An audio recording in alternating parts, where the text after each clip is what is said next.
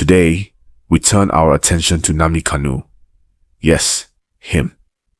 The leader of the group Indigenous People of Biafra, IPOB.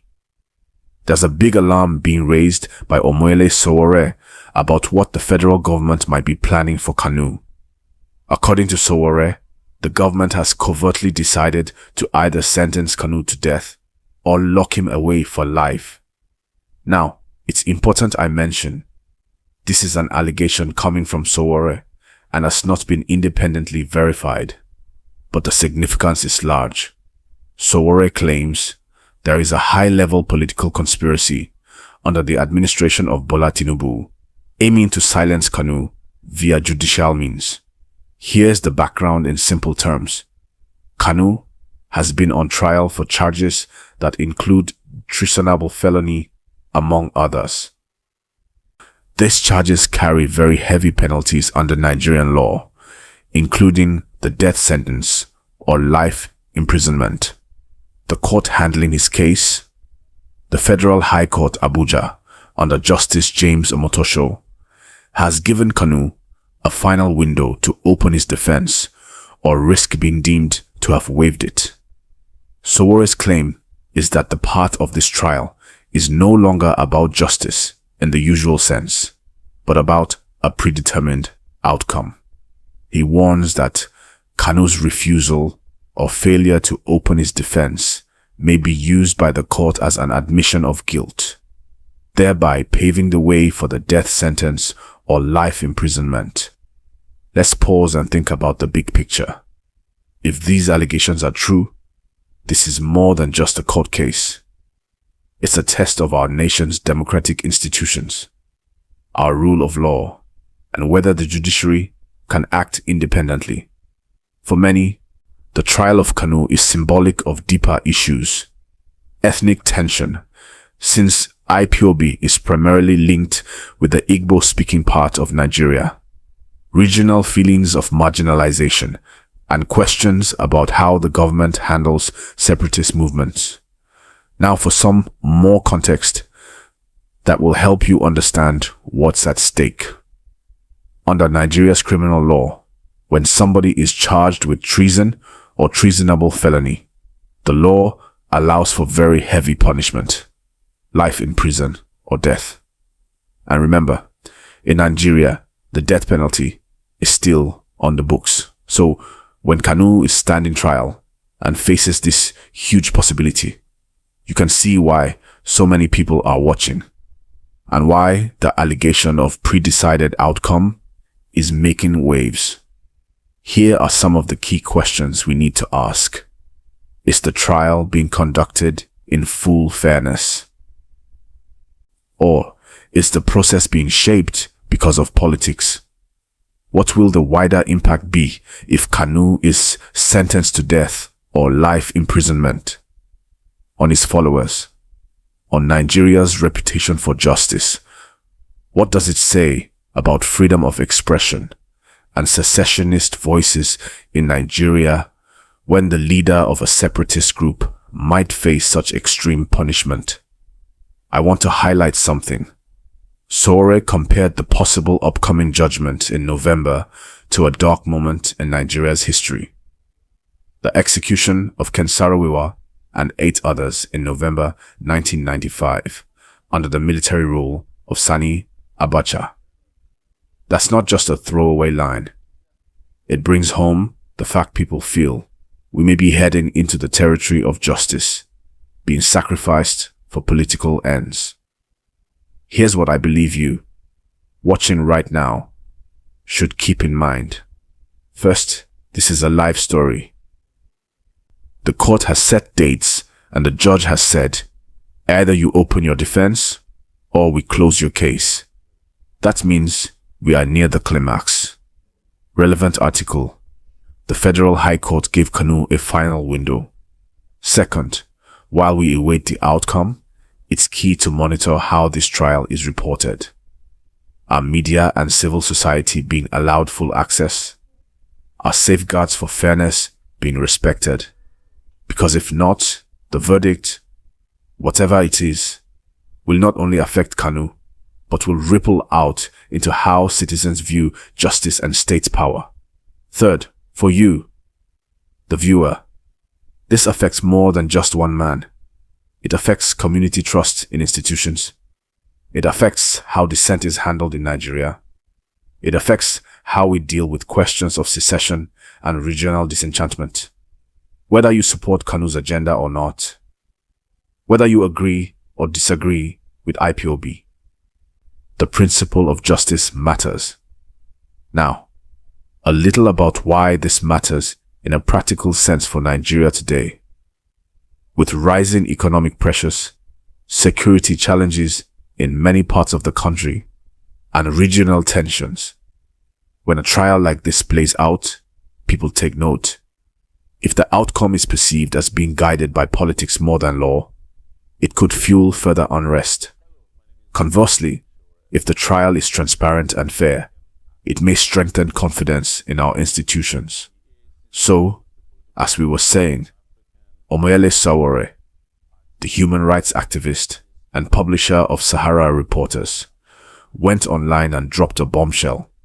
He said, and I quote, that there's a high-level conspiracy within the judiciary and the government to make sure Nnamdi Kanu gets either a death sentence or life imprisonment. That kind of statement isn't small, especially coming from someone who himself has faced multiple arrests for standing against government policies. Now, this kind of allegation doesn't just come out of thin air. Sowore claims that insiders have hinted that the judgment is already being drafted, and that what remains is just the formal announcement. But here's the key point. No official source has confirmed that, and the courts have not made any such pronouncement yet. So we have to handle this carefully and stick to what's verifiable. Still, this statement has stirred the entire political and social space online.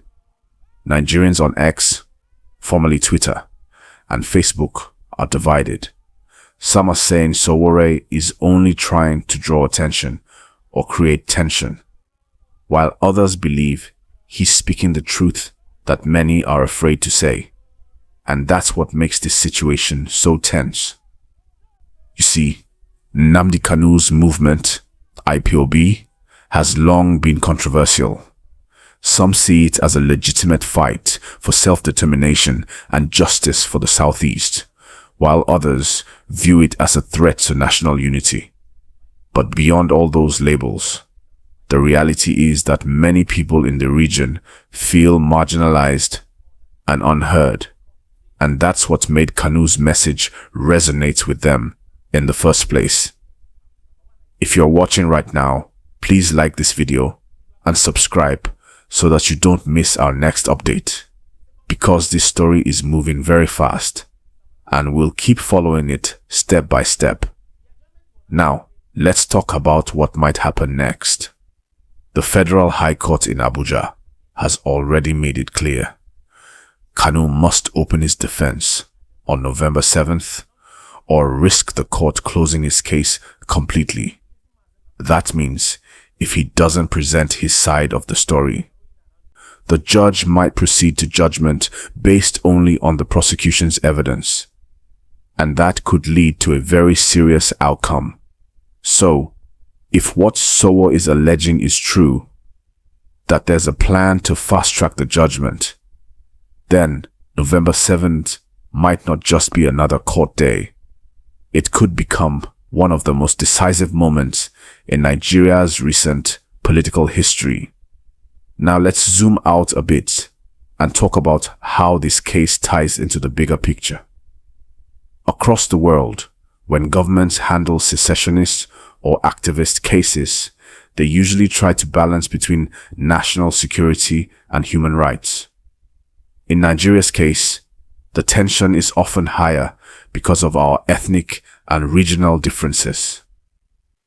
For example, think about how Boko Haram cases are handled, how Niger Delta militants were once granted amnesty, and how bandits in the north are sometimes negotiated with. Then compare that to how IPOB is being treated. That's where many Nigerians start asking hard questions. Why does justice seem to have different faces depending on who's involved? And you can't ignore the timing either. This is happening at a period when the Tinubu administration is facing heavy criticism. Fuel subsidy removal, cost of living, security, and even judiciary controversies. So, if anything happens to Kanu, now it could spark protests or renewed agitation, especially in the southeast. And Sowore's warning taps into that fear. The fear that Nigeria might repeat some of its darkest chapters. Remember what he said. He compared it to the 1995 execution of Ken Saro-Wiwa and the Ogoni 9. Back then, the government thought executing them would silence dissent. But in reality, it only created international outrage and damaged Nigeria's image for years. That's why many people are saying, let's not repeat that mistake. So the question on everyone's mind is, will the judiciary act independently, or will it bend to political pressure? And honestly, this is where Nigerians must pay close attention. Because whether you like Kanu or not, this case could set a precedent. If the courts are seen as being used to silence political voices, then tomorrow it could be anybody else. Activists, journalists, even ordinary citizens who speak up online. Now let's look at another layer of this gist. The international community is also watching. Groups like Amnesty International and Human Rights Watch have already shown interest in Kanu's case in the past, especially when it comes to issues of fair trial and detention conditions. If anything happens that looks like a miscarriage of justice, Nigeria might once again find itself under global criticism. Meanwhile, IPOB supporters across the southeast and in the diaspora are already on alert. Some of them are planning online campaigns, protests, and awareness drives to pressure the government and the court to ensure fairness. In fact, hashtags like Hamju Free Nnamdi Kanu Now and Shabad Shaji Justice for Kanu are already trending again online as people react to Sowore's statement. Let's not forget that Kanu's health has also been a talking point.